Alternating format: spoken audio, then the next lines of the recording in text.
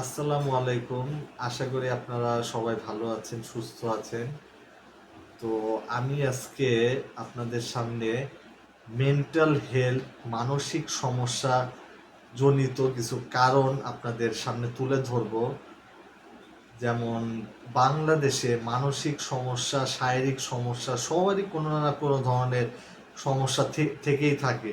তো শারীরিক সমস্যাটা যেরকম গুরুত্বপূর্ণ, মানসিক সমস্যাটাও অতটাই গুরুত্বপূর্ণ। কিন্তু আসলে আমাদের দেশে আমরা শারীরিক সমস্যাটাকে যতটুকু গুরুত্বের সাথে দেখি, মানসিক সমস্যাটাকে অতটাই আমরা অবহেলার চোখে দেখি, বা আমরা গুরুত্বের সাথে নেই না। আমরা মনে করি যে আমাদের শারীরিক সুস্থতাই মেইন, মানসিক সুস্থতাকে আমরা কোনোভাবে গুরুত্বের সাথে নেই না।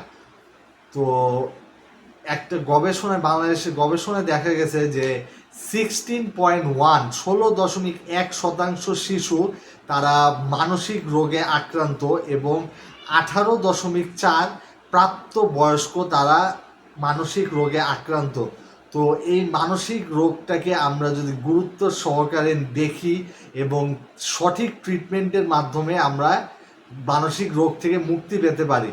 এই মানসিক রোগ থেকে মুক্তি পাওয়ার মাধ্যমে আমরা নিজেদেরকে একটা সুস্থ লাইফে নিয়ে আসতে পারি, এবং মানসিক রোগকে আমরা যাতে না ভাবি যে মানসিক রোগটা হয়েছে তাতে কোনো সমস্যা নাই, আমরা মানসিক রোগ নিয়ে আমরা সারা জীবন কাটাই দিব না। আমাদের মানসিক রোগটাকে অত্যন্ত গুরুত্বের সাথে নিতে হবে। এবং আমি বিলিভ করি আমার এই চ্যানেলের মাধ্যমে এই মানসিক সুস্থতাটাকে আপনারা গুরুত্বের সাথে নেবেন, এবং আপনারা ভালোভাবে কোনো ভালো ডক্টরের কাছে গিয়ে মানসিক সমস্যাটাকে আপনারা গুরুত্বের সাথে নিয়ে সেই অনুযায়ী ট্রিটমেন্ট করে সুস্থভাবে জীবনযাপন করবেন।